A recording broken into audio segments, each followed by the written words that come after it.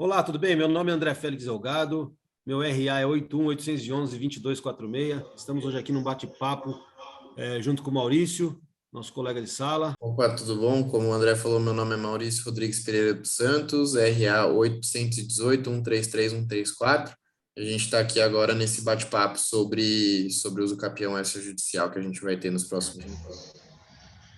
Exatamente, a gente tem um papo muito interessante com o nosso convidado de hoje, Fábio Gilger Simões. É isso, Fábio? Cartorário há quantos anos, Fábio? Quase 40 anos, André. Setor cartório de notas, né? Registro civil e notas. Legal. Conta um pouquinho da sua história aí, do seu percurso profissional, vamos dizer assim, até os dias de hoje. Bom, na área de cartório, eu sempre trabalhei em registro civil e notas, 30º Subdistrito, Ibirapuera, São Paulo, comarca de São Paulo. E já faz um bom tempo, quase 40 anos que eu estou nisso. Sempre me aperfeiçoando mais na área de notas, que são escrituras, doações, e agora essa nova a uso capião, inventário, enfim, o setor de notas é o que eu atuo mais. Então, hoje a gente vai tratar do tema sobre a uso capião extrajudicial, tema muito importante, né, que vem aí nos últimos anos tomando bastante relevância, né, tirando um pouco do peso aí do judiciário. E aí eu queria começar com uma primeira pergunta aí. O que é uso capião de um bem imóvel? Uma aquisição originária, né, André? A pessoa não tem condições de mais fazer a escritura de venda e compra e só existe um contrato, enfim, alguns documentos que comprovam a posse. A pessoa não tem como fazer a escritura definitiva, se apega na usucapião. Eu acho que é por aí, a Sim, usucapião. a gente tem os prazos lá, né, determinado em lei, a questão da posse mansa, pacífica, isso tudo a gente vai tratar um pouco mais durante o decorrer aí do nosso bate-papo. Eu só queria debater um pouco essa questão do prazo, né? Porque às vezes a gente tem isso comum que as pessoas acham que se ficou 5 anos no imóvel, né, pagando as contas, e a pessoa já tem uso capião, e na verdade a gente sabe que não é uma coisa tão é, objetiva, assim, né? A gente tem prazos diferentes, enfim, eu queria que você falasse um pouco mais disso, e aí a gente já podia também falar quais são as modalidades que a gente tem hoje no Brasil da uso capião. A mais comum que a gente usa é as modalidades, a ordinária e a extraordinária, que são 10 anos e 15 anos. Né? 15 anos quando não se tem contrato, quando não se tem um título, aí a gente vai para a extraordinária. A ordinária é quando se tem um contrato, se tem um título e o imóvel urbano, o prazo é de 10 anos. Perfeito. E tem mais algum requisito possessório para uso capião ou é só esse prazo? Não, existe o prazo de 5 anos. Eu não sou expert assim total com relação ao judiciário, mas no cartório de notas, o que a gente mais usa é o extraordinário, 15 anos, sem título, os 15 anos é o que a gente mais usa para fazer a ata notarial. Mas eu acho importante a gente falar sobre a questão da posse, né, contínua, duradoura, prolongada, a questão do animus domini, né? Quer dizer, é fundamental essa posse, a qualidade dessa posse, né? Tá ali como dono, né? Tá atuando na posse como dono, não é isso? É isso. Muitas vezes tem IPTU que eles pagam, ou então aquelas contas de consumo, luz, água, tudo isso é prova para a Contribui, ata né? notarial. É. E é importante que essa questão da posse mansa e pacífica, ou seja, essas posses conseguidas de forma violenta ou de forma clandestina, né? Elas não Não vai para reconhecem, frente. depois você não consegue o título, ela não é ad uso capione, né? E sim ad interdicta, né? Elas E sem não, contar que a não se gente também, consegue depois. André, sem contar que a gente também sempre pede as declarações dos confrontantes, né? Dizendo que conhece fulano de tal, que ele está ali manso e pacífico, e, né, sendo como se dono fosse, enfim, essa declaração dos confrontantes é muito importante para a comprovação do tempo de posse e que realmente ele está na posse. E aí, mas fala uma coisa, e as diferenças? Quais são as diferenças e como eu opto por uma uso capião judicial ou extrajudicial? A judicial, eu creio que acho que mais demorada, eu não sei direito te informar, mas a feita em cartórios de notas, não é demorado, viu, André? É bem fácil você preparar a ata notarial. O que mais demora nisso tudo é quando, depois da ingressão no registro de imóveis, que se demora mais. Hoje em dia, aqui em São Paulo, a comarca de São Paulo está demorando 1 ano e 8 meses, 2 anos, para se concluir um inventário extrajudicial. Em São Paulo, isso? São Paulo, E outros Isso varia bastante, né, de cartório para cartório, né, Fábio?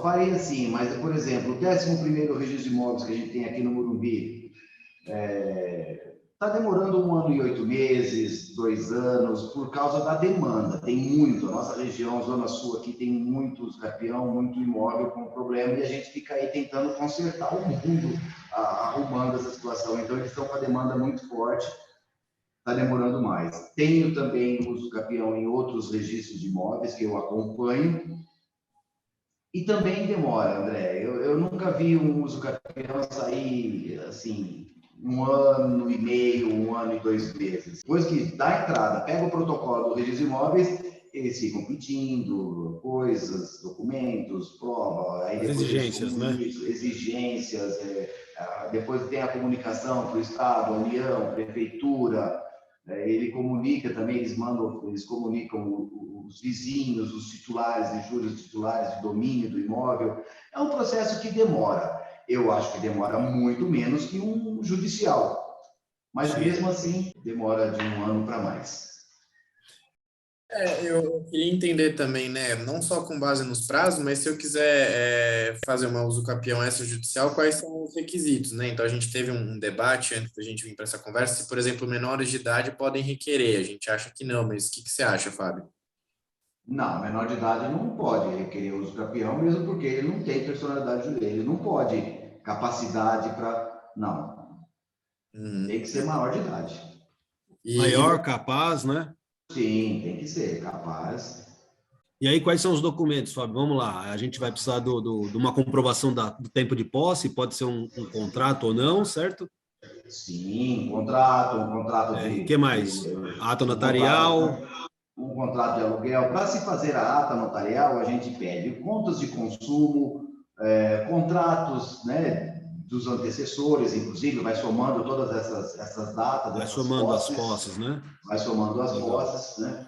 E o que a gente pede é isso, alguns documentos que comprovem que realmente ele está na posse do imóvel, conta de luz, conta de água. Um levantamento, um estudo topográfico com planta, memorial. O que mais? Isso. O primeiro documento que o cartório pede, que eu peço para se fazer uma ata notarial, é o documento a planta do engenheiro, né?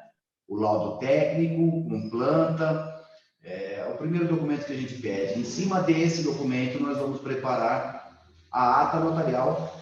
O proprietário vai nos fornecer documentos de consumo, contratos, né, o que ele tiver para provar a posse dele. Pode elaborar a ata notarial, sempre baseando também com os dados que o engenheiro vai nos passar, né? O memorial descritivo, enfim. São 3 E fala uma coisa, a questão dos confrontantes, a gente precisa de assinatura, pode ser declaração, como que funciona essa parte de confrontação?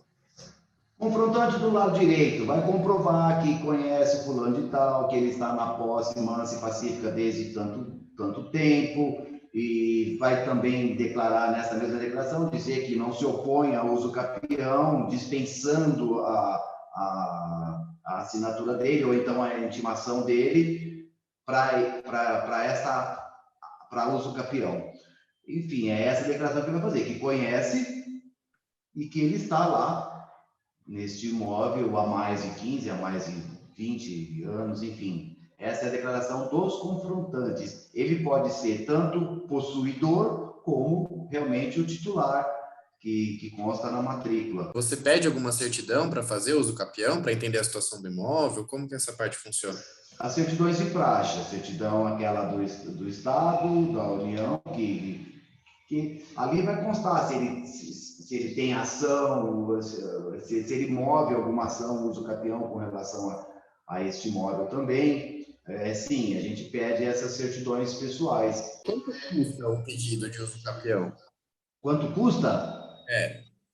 Olha, o tabelião, existe uma tabela que nós vamos colocar, o mínimo é o valor venal de referência, no caso aqui de São Paulo.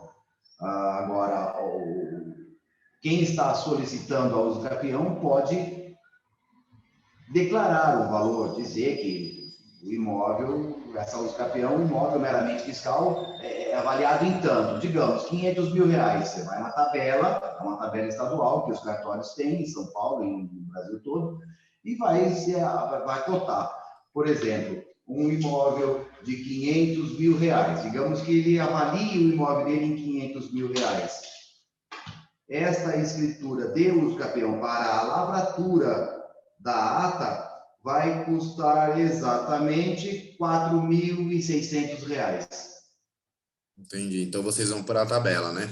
Tabela estadual, é uma tabela estadual, tanto para o registro de imóveis como para o cartório de notas. A uso capião extrajudicial ela é mais rápida do que no judiciário, só que ela é mais custosa, né?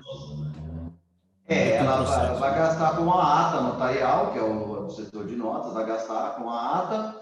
O registro de imóveis, de qualquer maneira, se for o judicial, gasta-se também a abertura de matrícula, enfim, gasta-se também no judicial. E o advogado, né, que vai cobrar por esse serviço judicial, vai demandar algum tempo, e o trabalho dele também deve ser muito mais penoso nessa situação, porque no extrajudicial, quem vai preparar toda a ata é o tabelião. O engenheiro vai ter nos dois casos, tanto no judicial como no extrajudicial, também vai ter a participação do engenheiro e do advogado. Eu acho que é o que acrescenta aí a ata, esses R$4.000. Consegui a declaração do confrontante, não assinou minha planta. O que eu faço? Intimo ele? Como que o cartório faz isso? Se ele não responde essa intimação, essa manifestação, como que faz? Quem vai intimar é o registro de imóveis, é o oficial do registro de imóveis vai fazer essa intimação às pessoas, os confrontantes. Lógico que na ata, tanto na ata como no requerimento que o advogado prepara, vai ter lá o endereço, o máximo de qualificação que a gente puder constar para que o registro de imóveis tenha facilidade a essas informações. O registro de imóveis vai citá-lo. Se ele não responder em 15 dias, o processo continua, é dado como tácito, enfim, não reclamou, tá ok. Que antigamente não era assim, logo no começo dessa lei do capião. Lá, se a pessoa não falasse nada, para os capião, acabou. Parava, né? Que era um absurdo. Agora não, eles ajustaram a carga e falam, olha, foi intimado? Foi. Você tem 15 dias para falar, sim ou não. Se não falar nada, é sim. É necessário a presença de um advogado na uso capião extrajudicial? Ou a pessoa consegue fazer sem advogado? Precisa de um advogado. Ele vai, inclusive, assinar o livro de notas, ele vai assinar a escritura da ata de uso capião. O advogado comparece no ato. E aí, por algum motivo, eu posso dar entrada nessa documentação toda e o cartório pode negar, por algum motivo, a sequência desse processo de uso capião? Ele negando, eu posso buscar os meios legais ou não? O tabelião pode negar se ele achar que não tem requisitos necessários para a lavratura da ata notarial. Sim, ele pode falar, olha, eu preciso de documentos que comprovem a sua posse. Eu posso ir em qualquer registro de imóvel ou qualquer cartório de notas? Onde que eu vou exatamente para requerer o uso capião? O cartório de notas, para uso capião, para a escritura de uso capião, você tem que obedecer sempre à circunscrição. Não pode a comarca, né? Vamos supor, Embu das Artes, a comarca é Embu das Artes. Então, você não pode, um escrevente de São Paulo, cidade de São Paulo, não pode lavrar uma escritura de uso capião na cidade de Embu das Artes. Tem que obedecer à comarca. E registro de imóveis, obedecer à circunscrição do imóvel, aonde compete. Vamos supor, Itapecerica da Serra. Tem o cartório de registro de imóveis lá em Itapecerica da Serra, em Rio das Artes. São Paulo tem vários registros de imóveis, mas ele é dividido por subdistritos. Então, um imóvel em Santo Amaro, por exemplo, tem que ser levado ao registro, que é a 11º registro de imóveis, ali no Morumbi. Tá, eu preciso intimar o proprietário, eu preciso intimar os registro de imóveis. confrontantes. Sempre é o registro de imóveis que vai fazer essa intimação. Ele vai intimar as pessoas que estão na transcrição ou na matrícula e também os confrontantes. E também eles vão comunicar a União, ao Estado e à Prefeitura. São essas pessoas, entidades que eles comunicam, intimam, né? Compro o imóvel por meio de um contrato, né? Ou faço uma cessão de direitos, um contrato de compra e venda.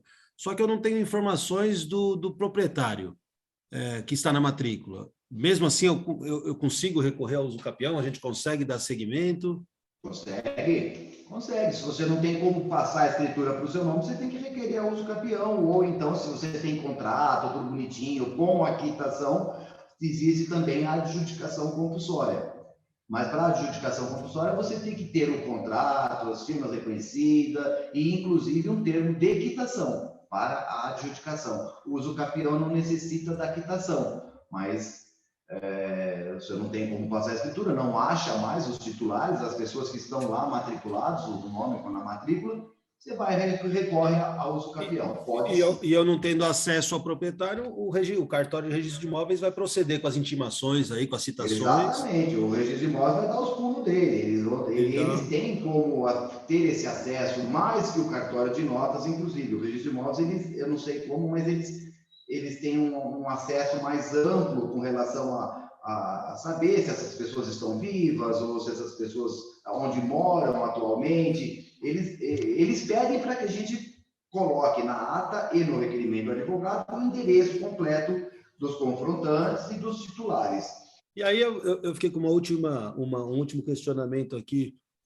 Por exemplo, supondo, tem muitos locais aí do Brasil que ainda não, né, eram áreas enormes, que ainda não tem matrícula dividida, tal, e de repente eu não tenho uma matrícula, ou tenho só uma transcrição, ou nem uma transcrição, não sei, áreas muito grandes aí. Há como proceder com o usucapião e solicitar a abertura da matrícula? Sim, André. Uma matrícula, uma transcrição mãe sempre vai existir, desde a época dos padres lá, daquela época dos índios, mas existe um documento no cartório de origem, no cartório de origem de imóveis. Pode não ser matrícula, mas a transcrição sempre você vai conseguir. E dentro dessa transcrição lá que existe tantos mil alqueires, enfim, e você está ali, existe uma transcrição, a matrícula mãe, a transcrição mãe, origem. E dessa localização, o engenheiro vai fazer o laudo técnico. Olha, eu acho que a usucapião está sendo tão legal para tanta gente que não conseguia ter um título. Eu gosto muito disso. Eu acho que a gente está tentando consertar o mundo aí e ajudar as pessoas que deixaram para fazer a escritura dali 10 anos, 20 anos e não conseguem mais. Por isso que eles têm conseguido com essa nova usucapião. Faz muito parte do seu cotidiano esse tipo de procedimento, Fábio? Você faz usucapião todo dia? Como que é? Porque são vários requisitos a serem preenchidos, né? Tem várias etapas. Sim, a gente tem feito bastante, no caso, a ata notarial, né? Muitas vezes a pessoa também pede para que a gente ajude com o laudo, com tudo, e tem que, o laudo, o requerimento do advogado e a ata notarial, ela tem que ser redonda, ela tem que andar em conjunto. Porque se o engenheiro fala uma coisa e eu na ata falo outra, e no requerimento do advogado fala alguma coisa diferente, o registro vai resolver. Resolve aí o que vocês querem, entendeu? Então, tem que andar muito junto. Hoje em dia, o cartório de notas tem que andar junto com o advogado, com o engenheiro, eles têm que se ajustar, eles têm que caminhar juntos. Entendi.